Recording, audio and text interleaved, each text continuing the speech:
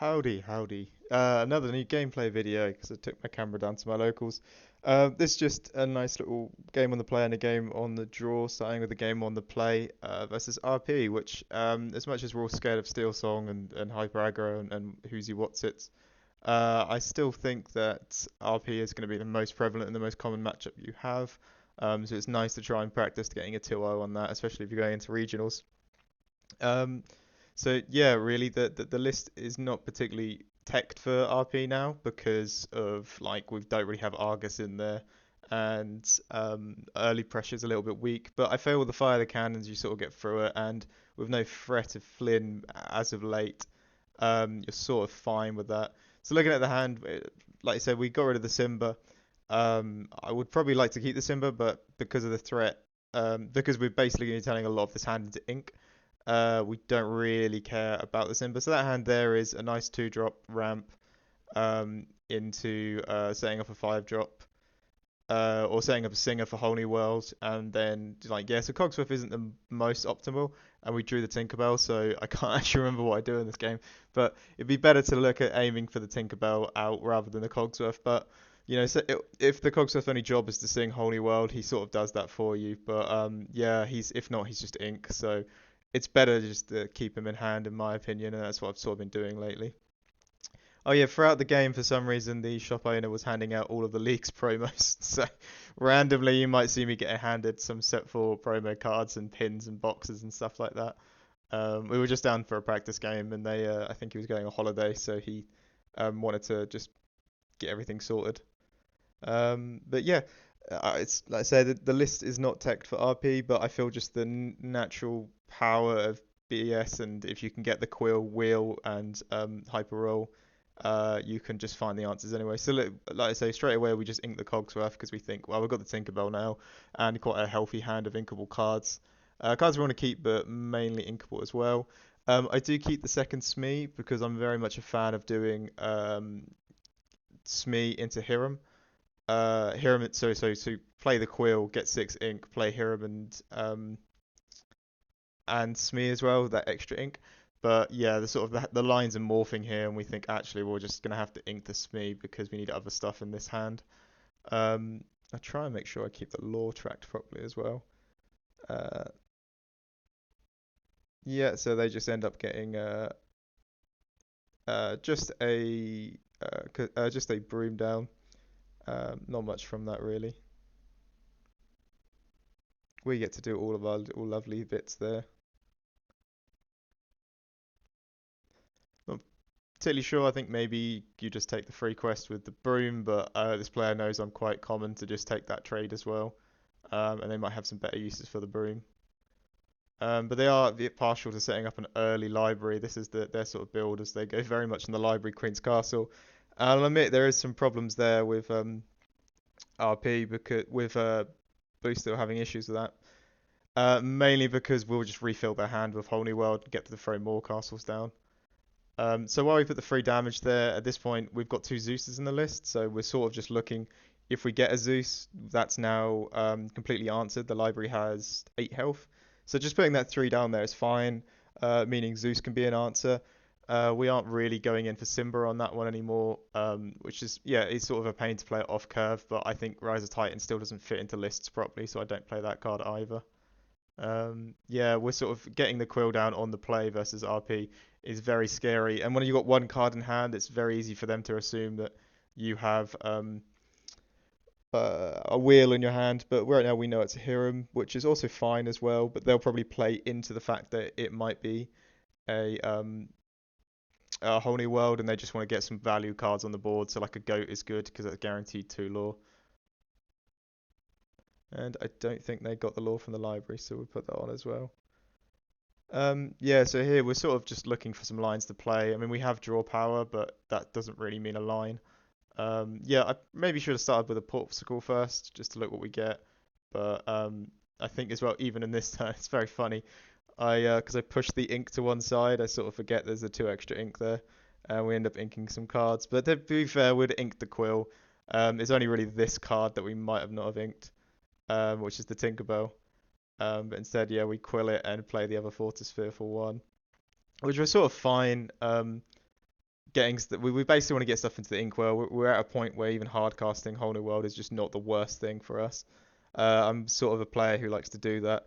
Just to hard cast it, take the brunt of whatever they play when we play. Like say if we hard cast with 9 ink and when you have 4 to play with, I'm kind of the player that's fine with that. I can fight back with Tinkerbell, Zeus, fire the cannons, and just like equal out the board, or go back for another race.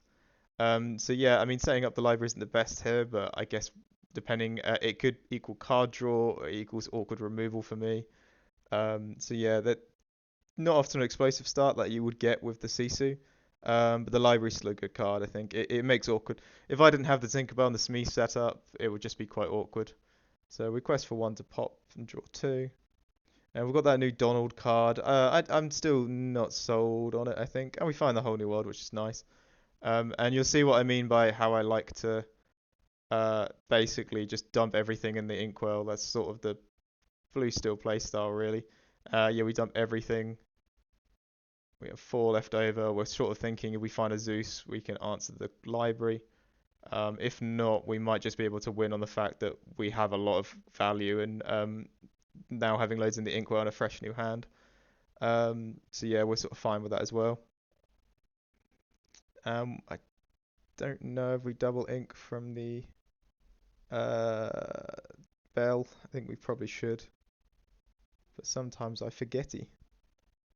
Yeah, so we're just sort of looking there. I think it's a bit of a rough one, that one, and something you can really get with scrying because you kind of want both of those cards, but if we put a whole new world under it, we're out of the not out of the game, but it's really impacting our game. Yeah, we ink the quill, and then but the Tamatar, we kind of want Tamatars for our win con as well. So we heal and gain the 2 lore because why not? At this point, we think we're 20 plus cards into the deck. We have 2 Simbas in the list. We're probably going to draw one. If not, we don't really care. So we'll take the one from the library as well. Hopefully the player notices. Lovely, she gets to be in a lot of my videos and watches them, which is great. Ah, a little brawl there. And as well, it's sort of the thing of having a fresh hand means it's not that scary if there's B prep. We have some stuff in our hand to play out.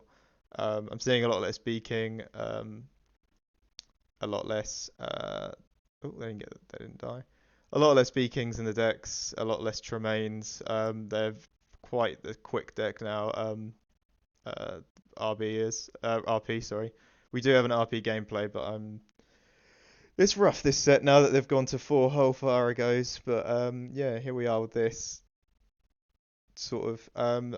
I so what I try and do here is there's a lot of value in this hand. Um, and I think at this point, the locations had enough use. Um, so we just want to actually deal with it with what we have in our hand. We have enough attack power on the board.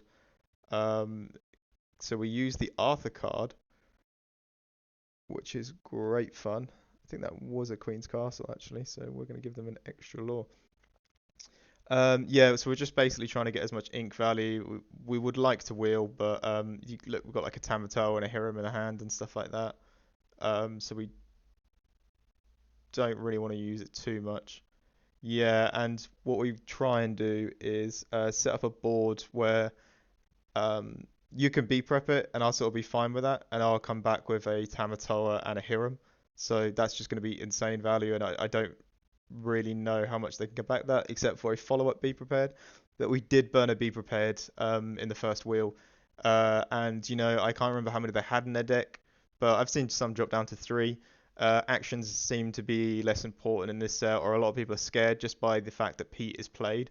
It's not even if I don't even have Pete in this list, but I just feel people are playing their decks a lot differently, and those effects lean over to decks that aren't even playing Pete, or playing stuff that abuses actions.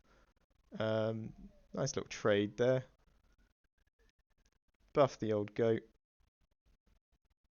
It dies. Yeah, so sort of if they're doing character removal and it's not just a clean remove with the B prep, we're in a decent spot there really. We've still got stuff on board. We got a singer to stick as well, which is just really nice. My ink management, by the way, when I practice is just abysmal. Maybe I should practice better ink management. But here we are. Play the hero quest, get the two draw, which is really, really good. And then we should have enough for a Tamatoa, and we have two in hand now, and we know we've bottom decked one. So I don't know if past me remembers that we bottom decked one. But we have the dime as well, so now we've got so much value in hand, we actually have to use it. Yeah, turning a lot of this into the ink and then questing. I mean, it's not an insane world where we just whole new world there. So we gain three law, one, two, three. It's not an insane world where we whole new world there. I still don't think we do. Like I said, I'm such a fan of hard casting it, especially when we're getting above 10 ink. We can go into the next turn with quite an insane amount of ink. So yeah, it's fine for me in my opinion. Just it's basically 5 ink for 5 to 7 cards. I don't really care what they've got in their hands. We're solitaire gaming at this point. Um, I think we do push our luck a little bit, and they draw into a be prepared soon, but we'll see because we are playing on that. We hope they don't draw one scenario. And yeah, I don't really know from an RP's point of view what their best plan is. I mean, there's a Tamatoa on board, so racing's rough, but if you don't have an answer for a Tamatoa, I don't know if the best thing to do is just try and damage control. But I think because of the explosive power of Whole New World, you're never really going to win the board back by damage controlling, besides be prepared. So maybe it's dependent on how much you value blue steel matchups. Maybe you play quite a few at your locals, maybe you don't, and you don't really need that many answers for blue steel. I know a lot of people have not written the deck off, but they just don't think they're seeing it as much. And I was looking at meta shares, and it's not taking up a huge percent. So I think you could go a day without playing be prepared, playing into a blue steel, not a be prepared. But we're going to get quite a lot of value off this Tamatoa now. After a Tamatoa dries, that's just a really nice thing. And we can set up the dime as well, which is really nice. Quest for 1, 2, 3, 4, 5. Go to 13.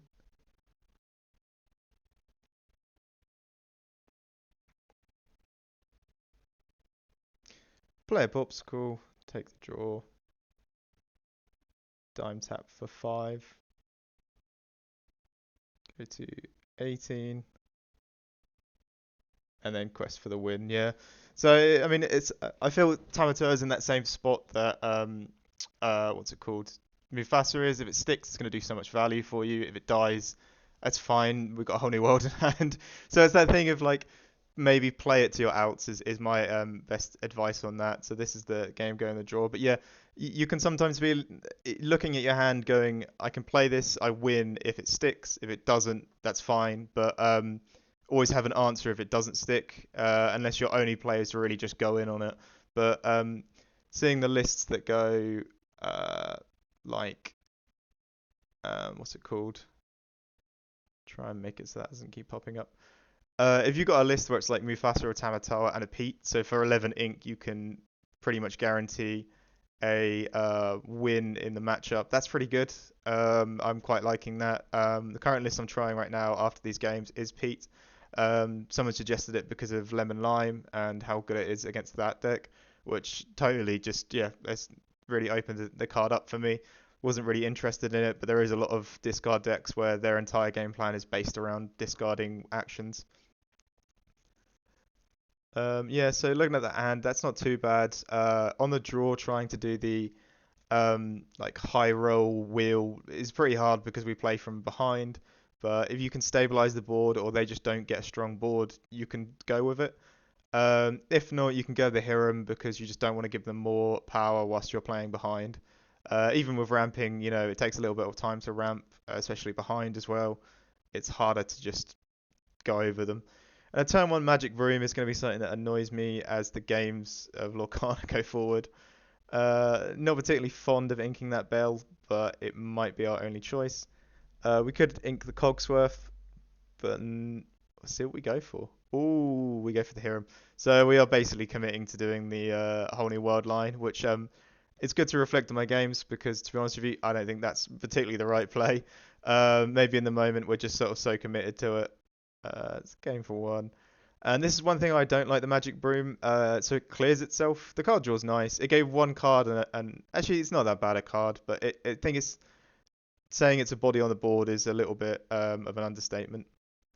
Um, as I see, we're getting handed pins. Yeah, I'm not going to talk too much about how I dislike the Magic Broom, but I just don't like that it kills itself. It gets one card, no, get one law and one card draw. That's not bad, but I think overall when it goes away, it's not a respectable body on the board, in my opinion. But here we go. Yeah, we inked the Tamatoa just because if we think we're going to wheel, we're probably not going to be sticking with this hand. But as you see, I like doing the set up a singer, play bell, dump in the inkwell, and then wheel sort of lines. That's sort of one of my favorites to play. So yeah, looking, we probably should have inked the Cogsworth, but I think because we have two uninkables, we're playing it a little bit safer. Um, the Ink Queen's Castle to play a Fox, which is quite nice for us because if they play the library, they can just get ahead with some lore. If they played a CC, they could get ahead with some lore, but this is a bit more of a I'm going to play whatever card I have in my hand situation, which is a little bit rough for them. But here it is, yeah. There's an argument to be said that I should ramp and play the Donald here just for more ink, but I don't know if I go for that because the Tinkerbell is so shiny. But we'll see. We're in a pretty inking safe spot. Like every card in the hand except for the one we don't want to ink is inkable. And this is that point as well where you've kind of, unless you have the Simba, just gotta let them go with it. With the yeah, we get the what's it called?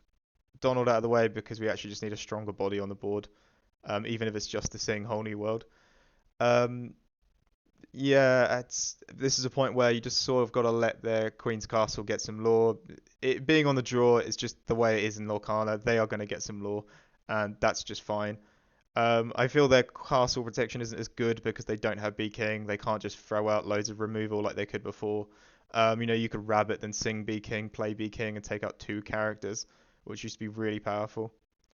But yeah, they're sort of in a not a rough spot, just they're not playing probably the curve they wanted to, which their best line right now in this list has been library into castle, just to set up a strong thing, and then you can just start playing rabbits and stuff like that to recover. That Arthur card, I don't know if we get any use out of it today either.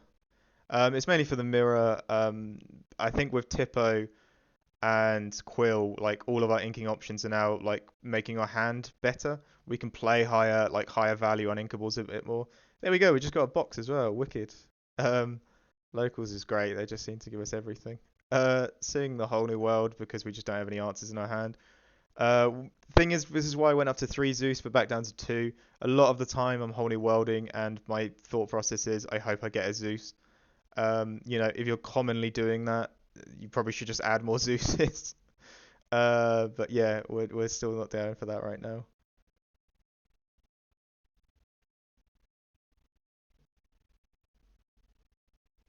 Yeah, we're just sort of trying to dump the hand into the inkwell, really.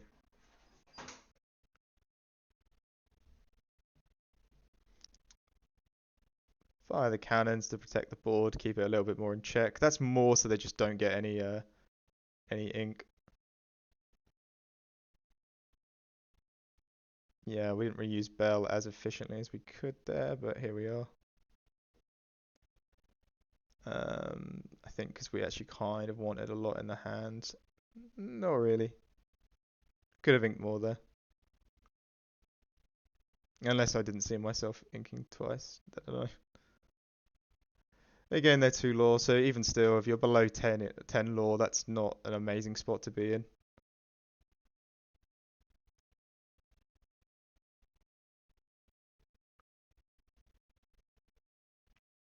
We did a little thing there. We got worried that we dropped one of our cards, but we remembered the ones we had.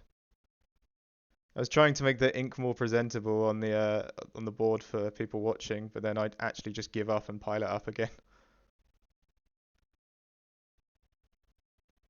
Yeah, we are in that spot where if they have be prepared, we're in a rough spot. But with the Hiram, you can recover and flood, and then you just sort of hope they don't double be prepared. There's still plays in this game where it's just if they have that, like you remember the double Bucky versus RP, sort of like if they have it, they have it. If they don't, they don't. And that's another thing that I like about Bell. It forces awkward I mean, the best removal for them is Medusa, but that's probably going to take their entire turn to do it.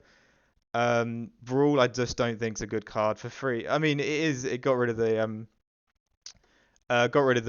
bell. It's a necessary card. It's a necessary evil, I think. But for playing three, when you'd rather play a character or progress your win con, I just think kind of sucks. I think RB can use it the best, but even still, Ice Block Human Sisu is just a better scenario for them.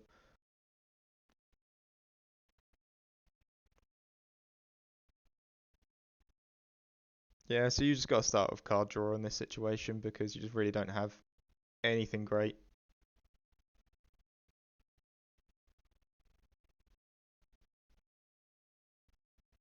Yeah, we take out the Queen's Castle just by that because we thought we'll look for one deeper. We can't find a Zeus, then we'll just use a Tinkerbell. And we've been quite fortunate that the board is in the state that it's in.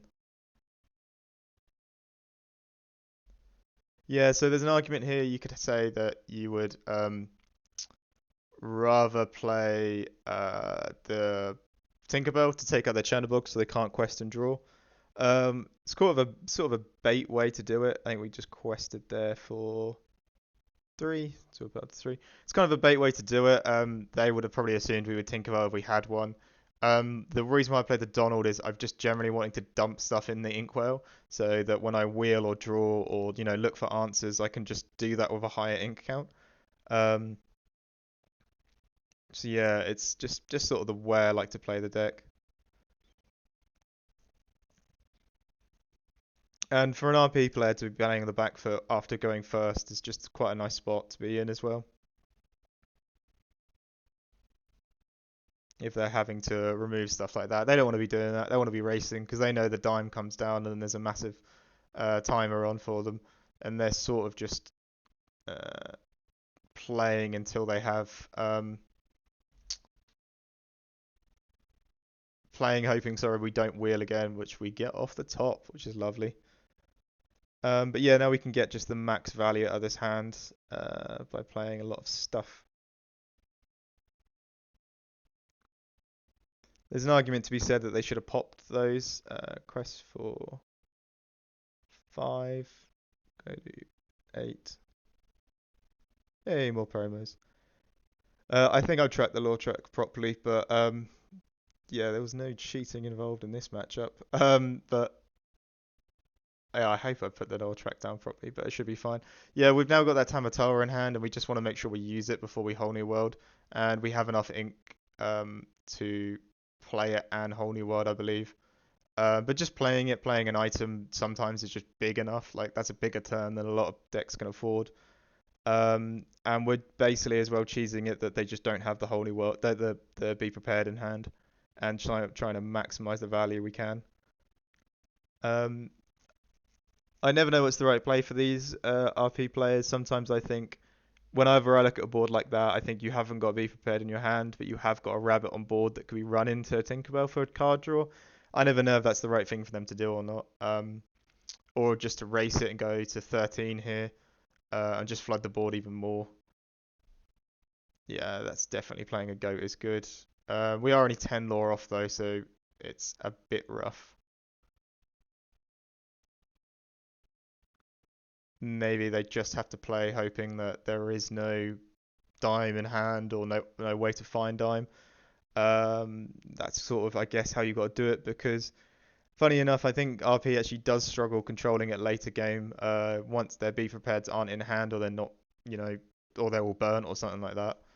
Um, it's kind of a rough spot for them to try win the game back when dime's out because you're just going to dime tap and gain lore every turn. No matter if you quest or not, you're guaranteed lore.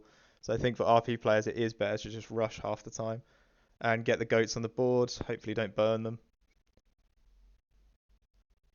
So yeah, that's sort of where I would have started with that play was hit into that, see what they've got.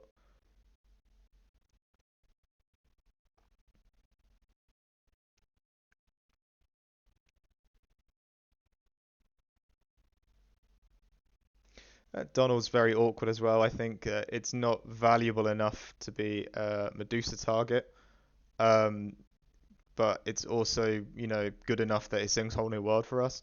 I mean, you don't really want to be doing it on that. If it was a tragic beast, I think that's one you would just Medusa straight away. But as Donald's just a 3/4 that can sing whole new world, when you've got other stuff on board, I just feel he's just probably not going to die much. Just doesn't seem very valuable for them to Medusa it. So I think there is some weird, reasoning behind that as well. Yeah, like I said, we're just trying to maximize the uh, importance of the cards in hand because we only have three towers as well. Um,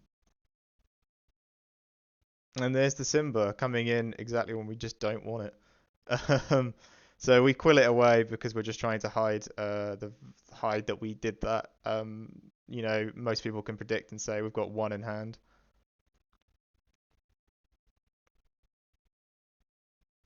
And we quest for 5 to 15. This is sort of just a good number to be at. Uh, we can ink the Smee, or we can play the Smee, but we decide to ink it because we have the whole new world in hand, and we just basically want to get more card draw. And they haven't be prepared, so we're thinking, they probably would want to be prepared this board. If they've got it, they'll use it this turn, which kind of just means they skip a turn as well. And seeing as we have whole new world in hand and just a ton of ink, we're sort of fine with that situation that we've put ourselves in.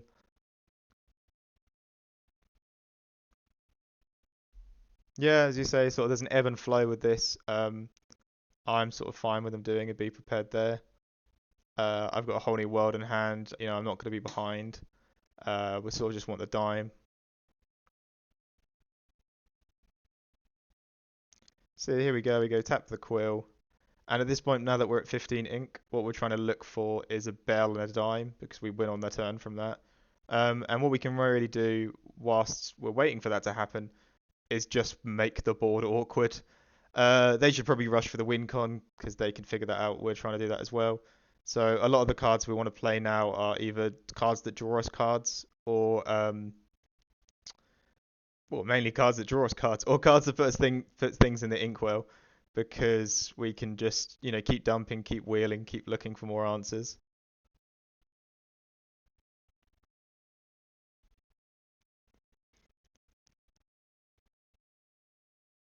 I believe we go for the Tala here. I mean, in a sense, it will draw on that turn the same amount of cards as a. So here we go. We got one part of the component. If that was a bell and a dime, actually, that would have been pretty rough. So maybe that was the bad play. But in a sense, it does draw you the same amount of cards as a Hiram does because um, it draws two and you pick one. So we'll cycle through the same amount of cards in a deck as Hiram does on play. But yeah, if that was Bell and Dime, actually, that would have been rough. Would have probably kept the Dime and then tried to make a win con from it. But yeah, we're sort of making the board awkward as well because we've got like 5 attack power on board. Tala and a Zeus can take out a castle if they're hoping to play a location again and cheese the last 6 law. Um, in a sense, we know we've burnt some goats as well because they bounce one back to hand. That's usually a good time to wheel as well for anyone who's watching. Like, is if they put a goat into hand, just because you want to burn those cards. Yeah, they're probably just going to play anything they can to get questing law on board. I mean, to remain quest for 2, and we're now down 1 law. So yeah, it's not the worst scenario. Let's say we're just looking for the dime now because we have the win with Bell.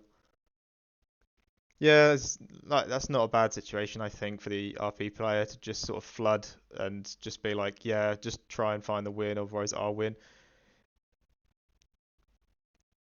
As I say, we're just looking for that cheeky dime, and we didn't find the dime, but we do find another thing. So we could play it a bit slow here. I mean, I don't think we can because there's a castle and a Tremaine. It won't bring them to the win, um, but it'll bring them to 18 law, and then that's only a goat bounce to win. So instead, what we want to do, just with how many cards we have left in the deck and we haven't seen a dime, what we go for is, I assume, I wouldn't say it's the riskier play. I think it's probably the correct play because of how the odds of us finding the dime is pretty high. So we play the bell out. It is an all-in win or lose sort of situation though. We take the double ink. We get the quill, and then we hard cast the whole new world. If I remember, well, I'm just counting my ink as well. If I remember what I did or how my brain works when I play blue still. Yeah, I think there we go. We sort of see if we allow to play one Popsicle to dig deeper and also play Whole New World and activate a dime. So we do have an insane amount of ink, but that's sort of achieved with the new Tipo, Quill, and Mickey. We're able to ink a lot more. Um, Yeah, maybe Be Prepared might have been their better option there. Actually, no, they would have just lost slower because we had a whole hand of cards. And from there, we sort of find the win con. So, like, playing against RP on the draw, you do expect them to. I mean, it's that part of Lorcana. If they just have, really, really good cards and they're on the play, sometimes they come out on top. But if you can stabilize with the Tinkerbell, your removal actions and songs, you can kind of bring the game back, and then you just rush for dime because we were getting insane amounts of lore. Each turn we were questing for five with one character, so that's just the power of blue steel. Yeah, the only thing criticisms I put in there is like maybe a Pete's. Grandma Tala is good, but I'm finding she's not pulling for as much as she can. She doesn't bring enough to the deck, but she's still a good card. So in my later list, I've cut her for today's testing and put Pete in instead. And the Arthur card's just there for the mirror, so it's kind of hard to approach how good it is, but it is a three-coster quester. It does quest for three. So there could be some value to that as well, and it was enough to buff and take out a location, and mean we could still use our other characters for other things rather than having to run like a Tinkerbell and a Smee into the location. It was like a Tala and a Smee, wasn't it? So yeah, also we could have took out any readied characters if we didn't like them there. So yeah, that's all my criticisms of the games, but yeah, I think there were some good things. We had two Simbas in there, and I don't think once we did play for like a good 6 hours, and there was some games where Simba was very useful, especially on those turns when they've locationed and you're going to ramp into Tinkerbell, but Simba would be just a better play. But it's very rare because we only play a 2 count, and I feel a 4 count of that card would be quite overwhelming in the deck. So it's very situational, but if you wheel into it, you've got instant. That's why we were doing that hit Smee on location wheel, because if we found a Zeus, we took it out. If we found a Simba, we took it out. Maybe we shouldn't put the damage on first. I couldn't remember which way I did it round. But yeah, I think there's just some interesting games for sort of learning RP a little, learning the RP matchup a little better.